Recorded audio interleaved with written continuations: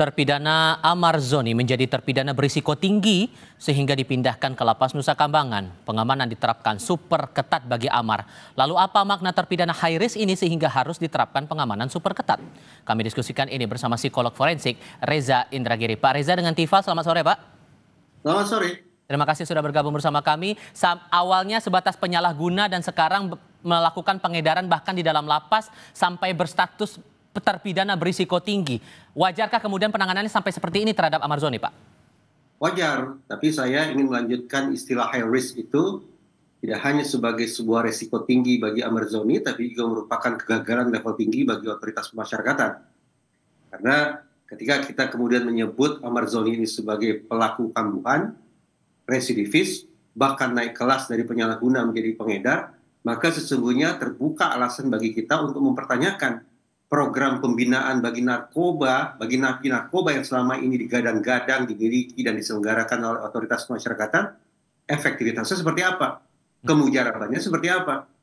Sayang beribu sayang, saya pribadi tidak bisa menjawab pertanyaan saya ini karena hingga saat ini sepengetahuan saya, otoritas pemasyarakatan, yang saya maksud berarti Kementerian Imigrasi dan Pemasyarakatan, ataupun pemerintah secara umum, tidak pernah menyajikan data tentang tingkat residivisme di kalangan napi narkoba kita.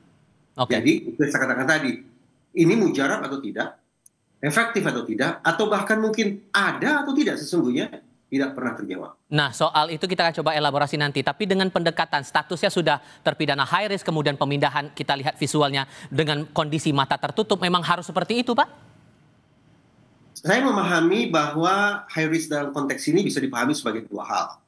Pertama, Amar Zoni ini tersangkut masalah yang serius, yaitu narkoba. Keberadaan undang-undang psikotropika memberikan alasan kepada kita untuk memposisikan masalah semacam ini sebagai masalah yang memang serius dan harus disikapi secara luar biasa. Itu satu. Yang kedua, mudah-mudahan tidak terjadi. Saya khawatir bahwa Amar Zoni ini komorbid, bahwa di samping punya masalah obat-obatan, mungkin ada masalah-masalah kejiwaan lainnya. Jangan sampai yang bersangkutan dengan kondisi komorbid alias punya gangguan berganda macam itu, akan melakukan perbuatan berbahaya, baik perbuatan berbahaya bagi dirinya sendiri maupun bagi pihak lain. Nah, paling tidak atas dasar dua hal ini, saya memaknai high risk yang dikenakan kepada Amar Zoni.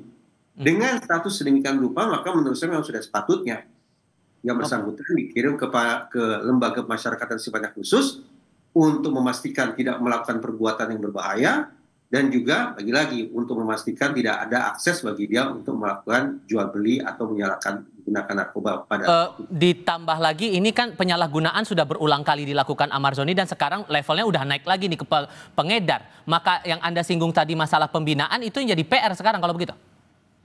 Ironis ya bahwa kita membayangkan di dalam penjara, di dalam lembaga pemasyarakatan ini menjadi lingkungan yang steril, menjadi lingkungan yang menyehatkan, yang bisa merehabilitasi, yang bisa mengubah tabiat seorang narapidana.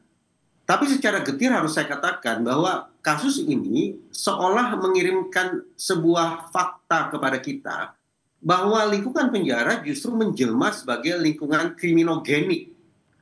Di dalam lingkungan kriminogenik semacam inilah Amar Zoni mendapatkan sumber daya yang baru, membangun jejaring yang baru, membangun keterampilan jahat yang baru, dan seterusnya dan seterusnya. Ini memang merupakan ironi. Ironi yang terjadi justru ketika penjara disengaja atau tidak, direncanakan atau tidak, menjelma justru sebagai lingkungan krimogenik, lingkungan yang melahirkan pelaku-pelaku kriminal.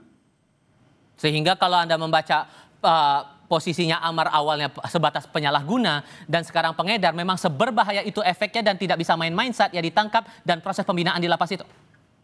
Semestinya pertanyaan itu bisa terjawab sekali lagi kalau kita punya data. Kemujaraban, efektivitas, residivisme di kalangan napi narkoba kita seperti apa. Tapi data itu tidak kita punya.